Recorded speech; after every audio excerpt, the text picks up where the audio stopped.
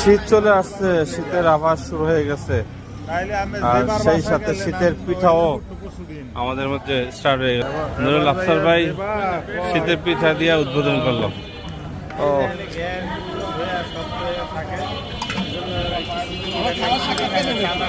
না, খালা কাট দেব না।